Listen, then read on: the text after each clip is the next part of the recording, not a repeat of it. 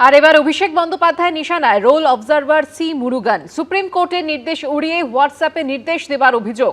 এখনো হোয়াটসঅ্যাপে মাইক্রো অবজারভারকে নির্দেশ দিচ্ছেন মুরুগান। বার্থ সার্টিফিকেট গ্রহণ করা নিয়ে হোয়াটসঅ্যাপে নির্দেশ রোল অবজারভারের। এভাবে সুপ্রিম কোর্টের নির্দেশ অমান্য করা যায়? হোয়াটসঅ্যাপ গ্রুপের স্ক্রিনশট পোস্ট করে প্রশ্ন তুলেছেন অভিষেক বন্দ্যোপাধ্যায়।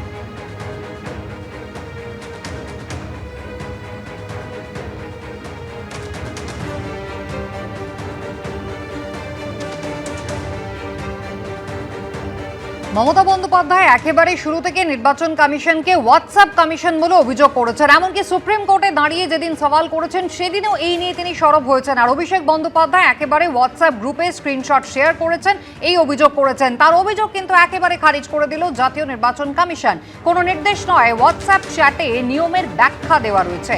কমিশনের নিয়ম নিয়ে প্রশ্নের এক্সপ্লেনেশন সেখানে দেওয়া হয়েছে। অভিষেক বন্দ্যোপাধ্যায়ের অভিযোগের জবাব দিয়ে এমনটাই জানিয়ে দিয়েছে নির্বাচন কমিশন বলে সূত্র মারফত খবর। অভিষেক বন্দ্যোপাধ্যায়ের অভিযোগের জবাব দিয়ে তথ্য ফাঁসে কড়া এবার নির্বাচন কমিশন। হোয়াটসঅ্যাপ গ্রুপ থেকে এই তথ্য শেয়ার করছে কারা, সেদিকেও নির্বাচন কমিশন নজর রাখছে বলে সূত্রের খবর।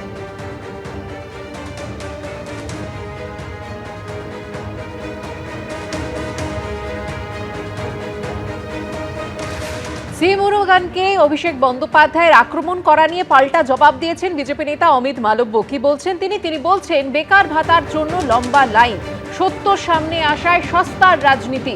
কমিশনকে অভিষেকের আক্রমণের পাল্টা আক্রমণে অমিত মালব্য। আসল সত্যিটা সামনে চলে আসায় শুরু হয়েছে সস্তার রাজনীতি। রোল অবজারভার হিসেবে মুরুগান কোনো আপত্তিকর কিছু করেননি। যাচাইয়ের মুখে ভুয়ো ভোটারে ভিত্তি করে ডায়মন্ড হারবার মডেল। স্বচ্ছতা কোনো হুমকি নয়, সাংবিধানিক বাধ্যবাধকতা। মন্তব্য অমিত মালব্য।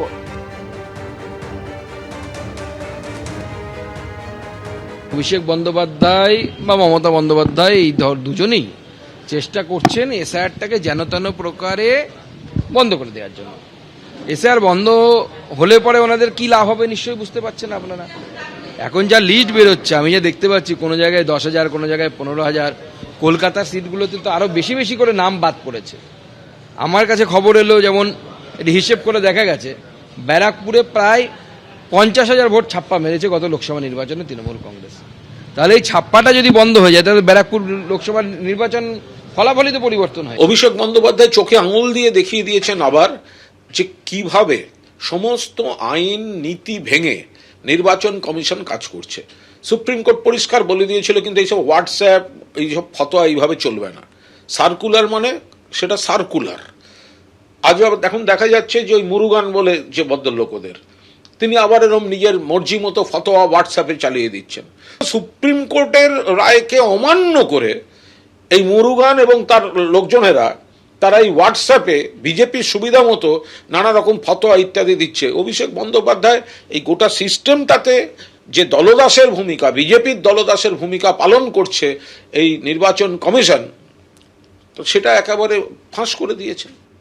এদিকে নাম বিভ্রাট কিন্তু এখনো চলছে। এবার পাঁশকুড়ায় যেখানে ভোটারের নাম বদলে যাওয়া নিয়ে তৈরি হলো চূড়ান্ত বিভ্রাট। সুপার চেকিং এ ধরা পড়ল অসঙ্গতি। বিজয়কৃষ্ণ বেরা বদলে হয়ে গেলেন শেখ রাজেশ আলী। কমিশনের ভুলে চূড়ান্ত হয়রানির শিকার হতে হচ্ছে বলে অভিযোগ ভোটারের।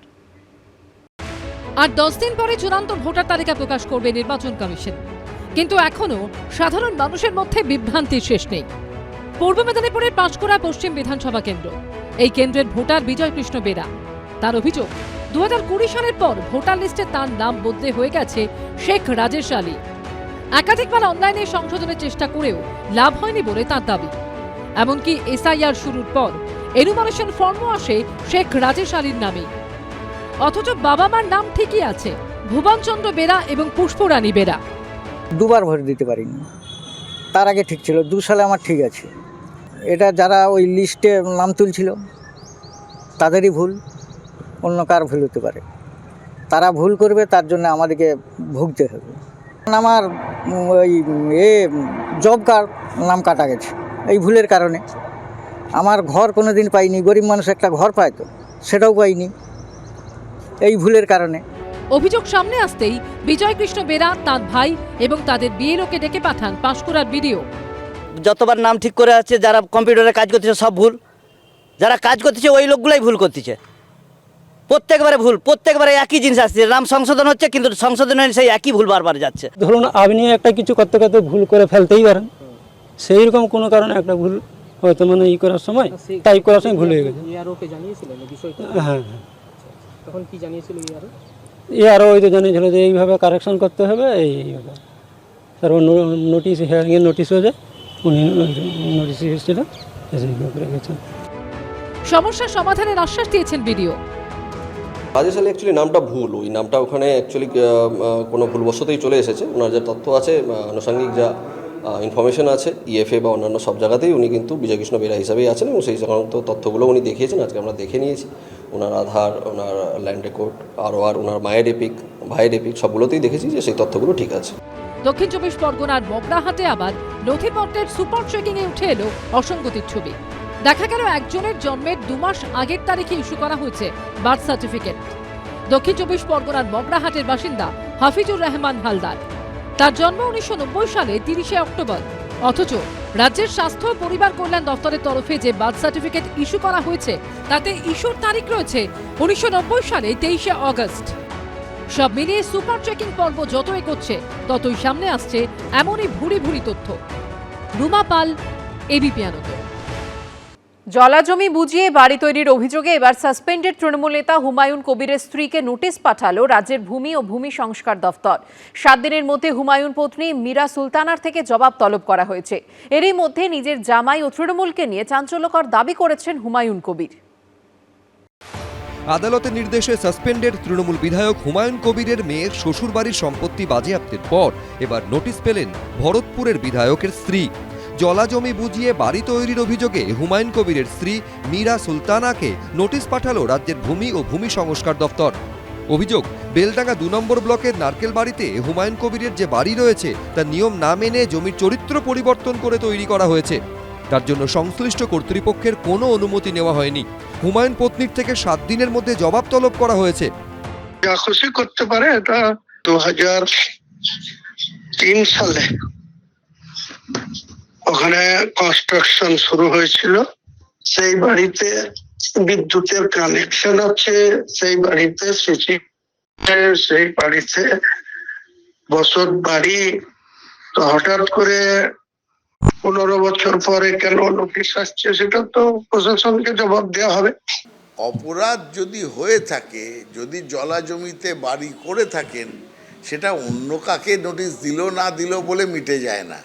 আর পুরনো দিনে কেন নোটিশ আসেনি তার জন্যও জলাভূমিটা চেঞ্জ হয়ে গিয়ে বাস্তুভূমি হয়ে যায় না।